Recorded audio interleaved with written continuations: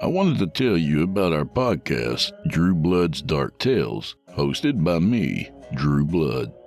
We're a weekly storytelling podcast where you'll hear hand-picked horror from our favorite authors, accompanied by full audio production and performed by yours truly. I invite you to search for Drew Blood's Dark Tales on Apple Podcasts, Spotify, or wherever else you do your listening, and subscribe for longer episodes each and every week.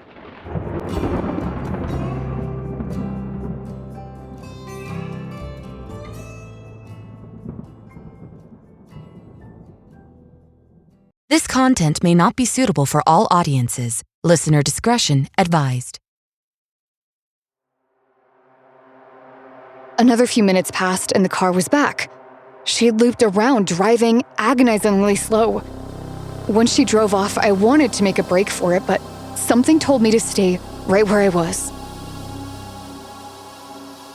My heart wouldn't stop racing. I was so sure I'd heard Ben's voice coming from that spare room. And if he'd been asleep the whole time, then what had been making noise in there? From Killer Podcasts, true tales of horror, bizarre happenings, unexplainable events. This is Disturbed.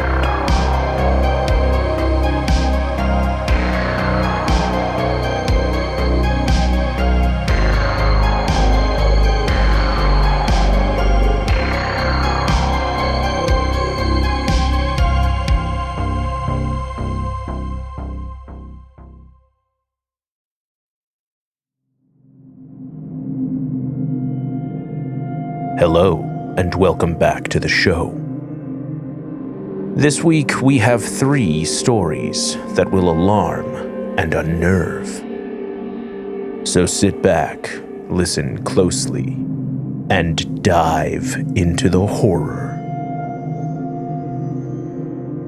In our first story, a mysterious man appears in a rural town. Narrated by Sinn. From Reddit user Smooth Channel 5741.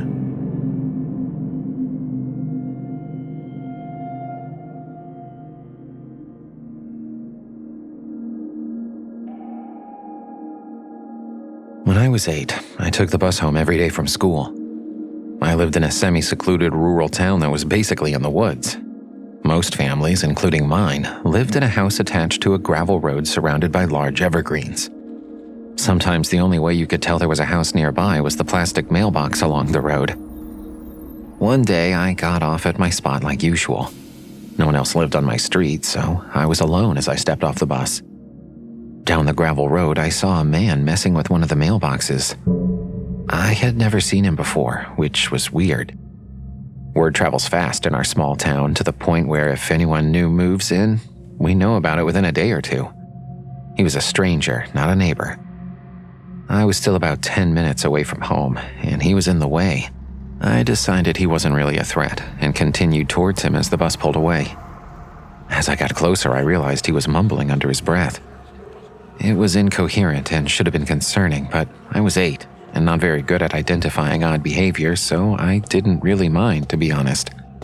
I passed him without issue and pulled out my Nintendo 3DS from my pocket. I had been playing it on the bus and wanted to finish the level in order to save my game. When I started playing, I heard a raspy voice behind me. "What are you playing there?" It was so creepy it sent chills down my back. I decided to ignore the man and pick up my pace, but he kept repeating his question until I had no choice but to respond. I turned to look at him and was met with the most terrifying stare. It looked like he was about to kill me. His eyes were wide, his head was shaking, and he was scratching his neck. And it was just the 2 of us alone in this thick forest. At that point, I knew I wasn't safe. I started to quietly cry and turned back forward without saying a word. I kept reminding myself I was close to home. But then I heard him running towards me. The sound of his shoes on the gravel was unmistakable. He was sprinting, and before I could even run myself, he had reached me. I tensed, fearing the worst, but he just ran right past me. He went about 20 feet ahead and then jerked to the right, running off into the forest. My silent weeping had turned into a full-on sob at this point, and I took off running, screaming for my mom. Even though he had run away, I had no idea if he would come back. The woods were so dense that I wasn't able to see him anymore. But I could hear him. He was laughing maniacally at first, then screamed in agony, and then went back to laughing. It was absolutely terrifying. It continued all the way home, and when I finally arrived at my house, neither of my parents were home yet. I had to wait for them cowering in my bed. It was probably only about 10 minutes, but to an 8-year-old, that was an eternity. I told my parents about what happened, and they calmed me down. Since he didn't touch me, they didn't file a police report, and thankfully I never saw him again. I'll never forget how scared I was in that moment, though, and wonder how he ended up in our small town.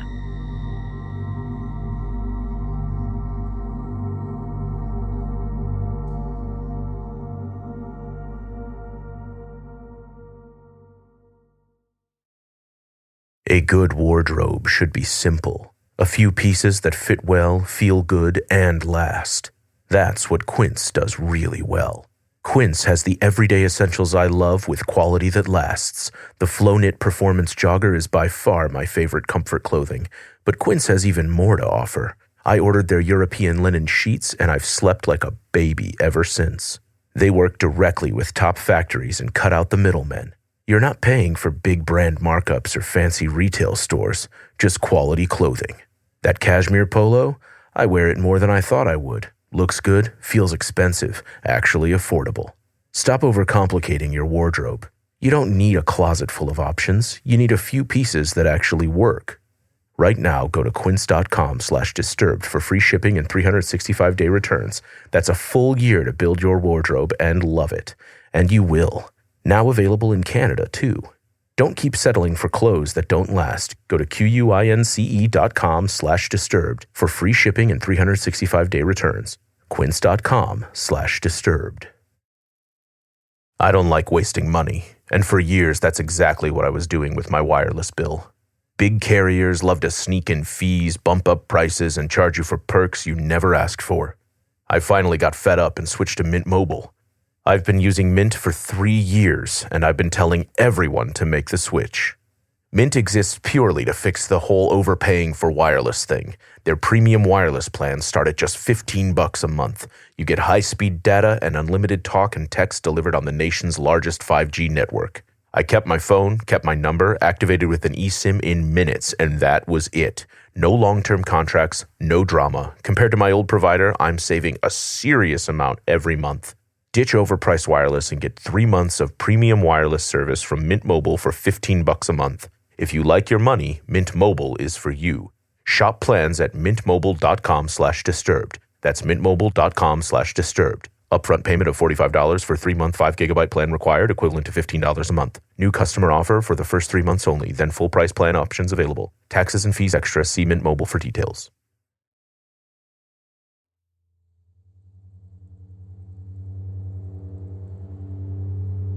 Welcome back, listeners. Alone on a trip to the store, a young girl meets a suspicious stranger. Narrated by Dacey Else, from Reddit user Unaleska.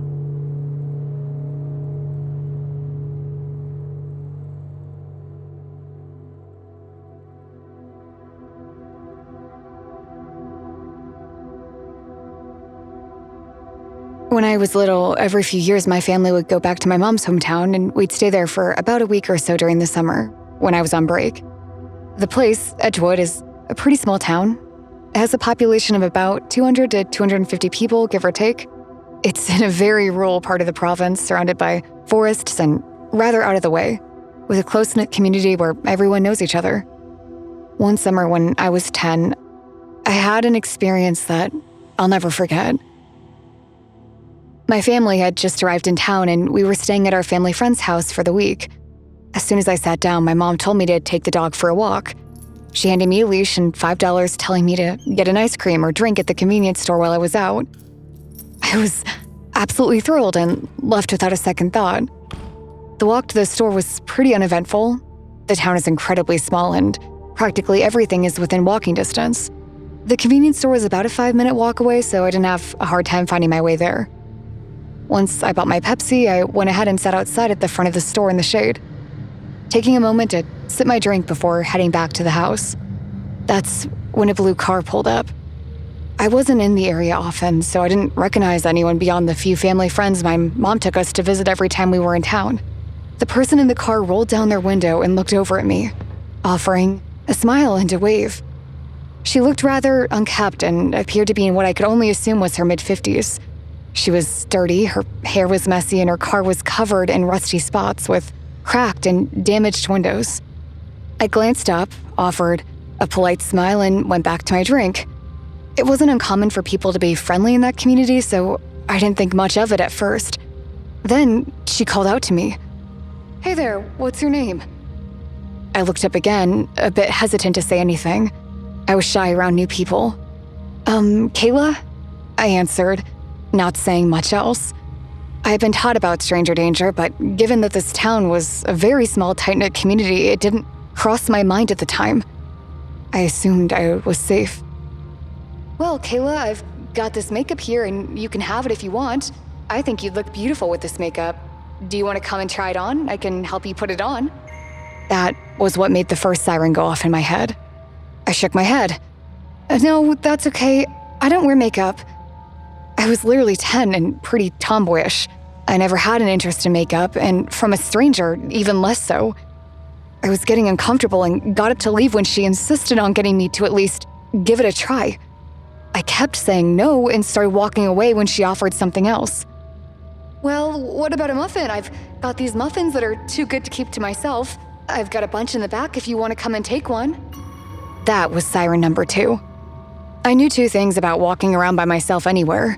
1, don't ever take food or candy from strangers, and 2, don't ever get into a van, a car, or truck, any vehicle with someone I didn't know. I said no again and explained that my family was waiting for me. She looked annoyed at this point and insisted again. "Well, I can drive you back, but you just need to get in the car." She was snapping at me, and I was reasonably rattled. I didn't say anything else and instead hurried off with my dog, so hastily that I forgot to even take my Pepsi with me. I don't know why, but something in my head told me not to lead the woman to the house where my family was staying. Instead, I walked to the campsite, which was about another 5 minutes away. I figured she wouldn't have any reason to follow me to a campsite that likely had other people there in case she wanted to try anything. But, of course, that's where I was wrong. The campsite was particularly empty that day, and it wasn't really monitored by anyone, so this was probably the dumbest idea I could have had. I walked along the path that led to the road full of campsite lots, and sure enough, one glance behind me sent chills down my spine and made my stomach sink. The woman was following me in her car. She was a good 10 to 15 meters away, but keeping pace with me like she was waiting for me to stop. I panicked, picked up my dog, and walked faster down the road to see if I could get anyone's attention and ask for help. In my panic, I found one man who was setting up his campsite, and I ran to him as fast as I could. I desperately tried to explain what was happening while on the verge of tears. He hummed and eventually said, "Sorry, I've got my dog with me. I can't leave her here for long. I hope you find your way back." And he left me on my own. Tears streamed down my face as I begged him one more time, but it didn't change his answer. I looked behind me and noticed that the blue car was gone. I thought maybe she'd given up or didn't want to be seen. Either way, I took the opportunity to sprint off again, desperately looking for somewhere that would let me sneak back to the house off the main campsite road. Off to the side of the road was a very thick array of bushes. I picked up my dog once again and ran into the brush until I was far enough away and hidden from the road. I held my dog tight and waited to see if the car would drive by, watching through the bushes. A few minutes passed, and sure enough, there she was, driving by again. Slowly, almost like she was looking for something. Once she drove off, I wanted to make a break for it, but something told me to stay right where I was. Another few minutes passed and the car was back. She had looped around, driving agonizingly slow. That wasn't the first time she looped around. She did it more times than I can even recall. I stopped counting at some point. On the final loop, I saw her park her car down the road, a good 40-ish meters behind where I was hiding. She got out and started walking down the road again like she was looking for something. I was practically petrified. I lay there for God knows how long, waiting as she walked down the road. Eventually, I heard her mumble something and swear at the end of the sentence before she walked back to her car. She hit the hood of her car before getting back in and speeding off. I waited another half hour, give or take, before I finally plucked up the courage to grab my dog and run as fast as I could back to the house. By the time I got there, my legs were shaking. I could barely stand, my lungs were on fire, and I was on the verge of tears again. My mom came out and scolded me for taking so long, asking why I had been gone for as long as I had. I broke down and sobbed, explaining exactly what had happened and how I had been followed and searched for at least an hour. She shrugged and said, "Nobody here would do anything like that," and went back inside. Our family friend, James, pulled me aside and asked me to describe the woman in the car. He said, "We know a lot of people here in town. I might know who you're talking about." I told him everything I'd seen, and he hummed, glancing up as he tried to recall people he knew in town. "Yeah, I don't know anybody with a car like that here in town. I'll ask around and see if anybody else knows who you're talking about." The rest of the evening was pretty uneventful, but I stayed inside and refused to leave the house. James eventually pulled my mom aside to talk to her again, but I didn't hear their conversation. The remainder of the trip was otherwise calm. For the rest of our time in town, I wasn't allowed to go anywhere without my mom or my stepdad, and anytime I had to take the dog for a walk, one of them came with me. I don't think I was ever alone again during that trip, except when I needed to use the washroom. Whatever James told my mom, I want to say it got her to take me seriously. I don't think anybody ever knew who that woman was, but honestly, I'd rather not find out.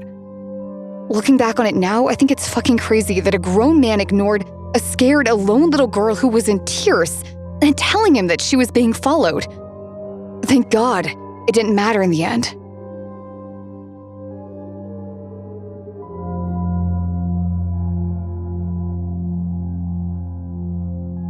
Don't run away. Disturbed will return in a moment.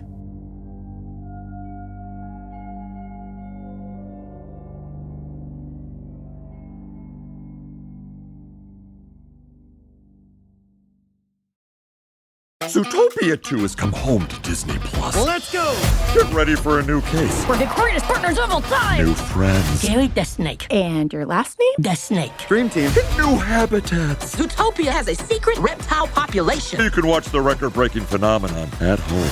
Zootopia 2, now available on Disney+, rated PG. And right now you can get Disney Plus and Hulu for just $4.99 a month for 3 months with a special limited time offer. Ends March 24th. After 3 months, plan auto renews at $12.99 a month. Terms apply.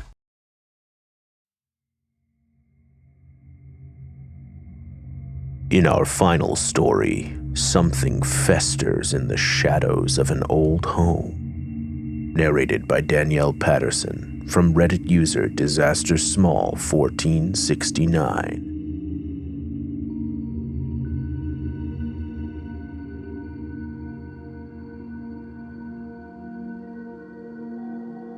Three years ago, I was 18 and close to graduating high school. I had a core group of 3 friends, 2 girls and 1 guy. I'll call them Jess, Bella, and Ben. Now, Bella and Ben were dating, and they were a couple years older than me, so they had a place of their own.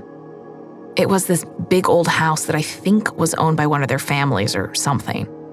I don't remember the specifics, mostly because I didn't really care why they had their own place so young. We just cared that it was a place to hang out on the weekends. Jess and I would go over there all the time, either just study or drink or just hang out. Typical teenager shit. Ben and Bella always insisted the house was a hotbed for paranormal stuff. They would often hear loud footsteps coming from the ceiling, like someone was walking around in the attic, which was impossible since the ladder to get up there had been broken the whole time they lived there. Other things they noticed would be objects they swore moved when they weren't looking, or figures they could see in their peripheral vision. It's important to note that I'm a little superstitious. If anyone ever mentions the word skinwalker around me, I reach out and slap them for inviting that kind of energy towards us.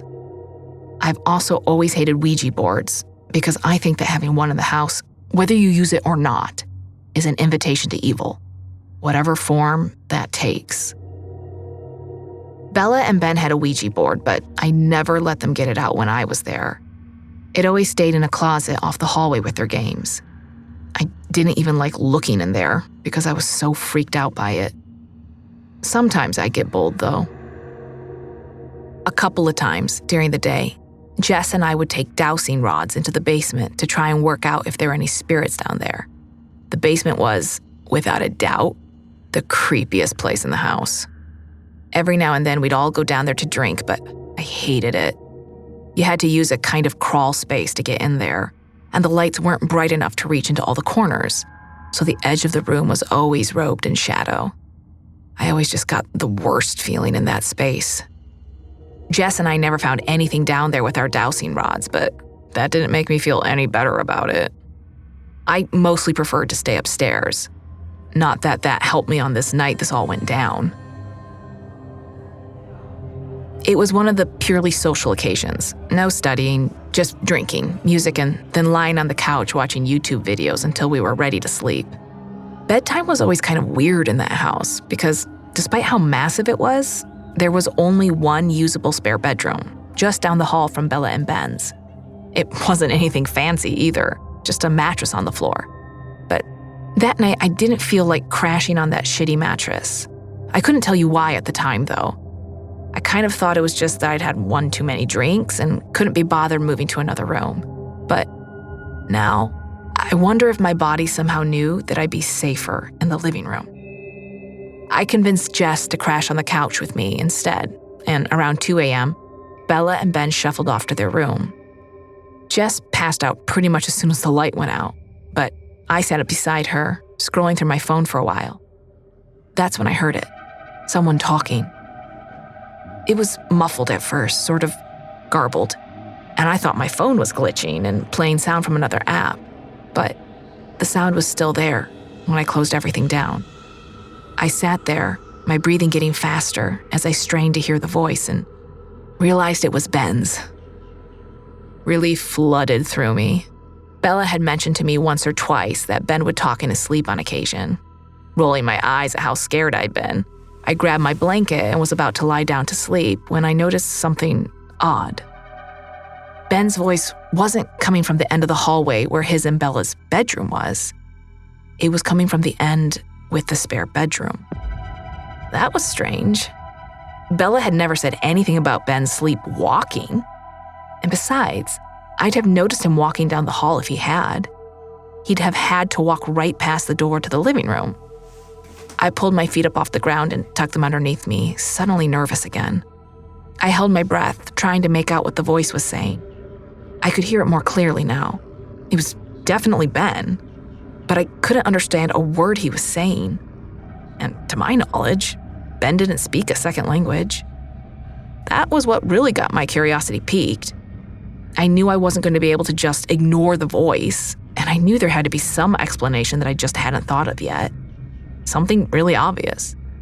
Maybe Ben did speak a second language, and maybe he had slipped into the spare room while I was distracted on my phone. I psyched myself up, then slipped off the couch and walked towards the hallway. I used the flashlight on my phone to light the way. As I stepped out of the living room and into the dark corridor, the voice got louder. I could also hear other noises, like someone was moving things around the room, boxes or something. A few feet away from the doorway, I called out to Ben, asking what he was doing. The noise stopped immediately. I held my phone out, shining it into the room. There was the mattress, a few moving boxes, and an old desk, but nothing else. Ben wasn't in there. I took a few steps back, inching toward the living room behind me. The voice started up again, along with the other sounds I'd heard. I called out again, my voice coming out as a harsh, dry croak. The noise stopped again. I couldn't work it out. Part of me wondered whether this was some side effect of the drinks I'd had. Could I be hallucinating? I turned around and walked to the other end of the hallway where the main bedroom was. I pushed open the door, the light from my phone shining on Bella asleep in the bed. And tucked in beside her, Ben. He was even snoring lightly. I shook my head. Clearly, I had been hearing things. I padded back up the hallway to the living room, telling myself to just go to sleep. It would be morning soon, and the house never felt quite so scary in the daylight. But I couldn't shake off my fear. Even when I was back on the couch, Jess's sleeping form reassuringly real next to me, my heart wouldn't stop racing. I was so sure I'd heard Ben's voice coming from that spare room. And if he'd been asleep the whole time, then what had been making noise in there? I faced the hallway, my phone light trained on the open door. I couldn't see either bedroom from where I was sitting, just the dark shadows that stretched into the quiet house. I sat there staring, and after just a few seconds, I heard the voice again. Only this time, there were other noises coming from somewhere else in the house. It sounded like creaking or something heavy dragging across the wood floor. I turned my head one way, then the other, trying to figure out where that noise was coming from. 1 second, it sounded like it was in the kitchen. The next, the bathroom. And then from as close as the other side of the living room. Then the voice, Ben's voice, got louder. I spun back to face the hallway and I gasped, my breath catching in my chest. Just thinking about it now makes me want to cry from fear. Standing at the entrance to the hallway was a tall, black figure. It was the kind of thing kids describe when they say there's a monster under their bed. Only I wasn't a kid, and this thing was staring right at me, its features obscured by shadow. I reached out to grab Jess beside me and she woke up. I yelled at her to look at the hallway, but there was nothing there. The voice was gone. The noises had stopped. We were completely alone. By this point, I was struggling to catch my breath and tears were streaming down my face. Jess hugged me and asked me what was wrong. I told her what I'd heard, what I'd seen, but I could tell she didn't believe me. She wasn't mean about it, but she said it sounded like I had a bad dream. But I didn't even get a chance to respond to that. The voice came back. It was coming from the spare bedroom again, as were the thudding and shuffling noises. Jess grabbed tight to my arm and turned to face the hallway. We sat there in silence for a moment before deciding to turn on all the lights. Then we closed the sliding doors that led into the hallway, turning the old-fashioned key in the lock. It gave a satisfying click, but neither of us felt safe enough to go to sleep. We sat on the couch together, eyes wide open, until the sun came up. When Bella and Ben eventually woke up in the morning, they were surprised to find the locked door. We let them into the living room, and I immediately started asking Ben questions. Had he woken up in the middle of the night? Had he left their bedroom? Had he been talking to Bella? I was desperate for him to say something that would rationalize whatever the hell had happened the night before. Both of them looked utterly bewildered by my questions. They said that they'd both gone to sleep as usual and slept through until morning, like normal. Bella said she hadn't even heard him talking in his sleep. It didn't make sense. But I got to thinking. I'd heard stories about these things. Mimics. People say they're entities that disguise themselves as humans. They pick a target, then take the form of their loved ones, hoping to attach themselves to you. I don't know anything else about them besides that. So if what I heard and saw was a mimic, I've got no idea what it wanted from me.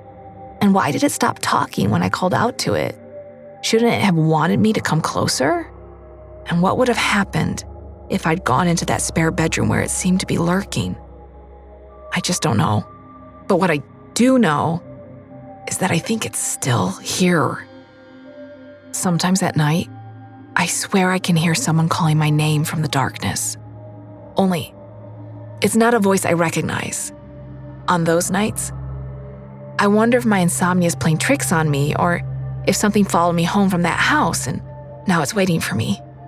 Always in the shadows, just out of sight and feeding on my fear.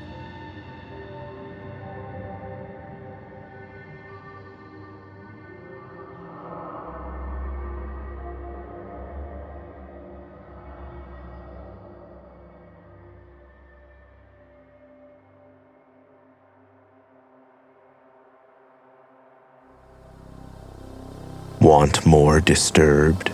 Check out our Patreon for member-exclusive content, early merch access, and other cool perks. I'm your host, Doug Bailey, and this has been Disturbed, a production of Killer Podcasts and part of the Evergreen Network. For more paranormal and true crime shows, visit killerpodcasts.com. Follow our social channels at Disturbed Podcast on Instagram or Disturbed_pod on Twitter. If you enjoyed the show, please consider subscribing and reviewing on your favorite listening platform. Share your own true horror story at disturbedpodcast.com. Music by Epidemic Sound and by Carl Casey at White Bat Audio. Our producer is Declan Roars. Audio engineering by Nathan Corson, Will Pritz, and Sean Rule Hoffman. Executive producer Bridget Coyne. Until next time, stay safe out there.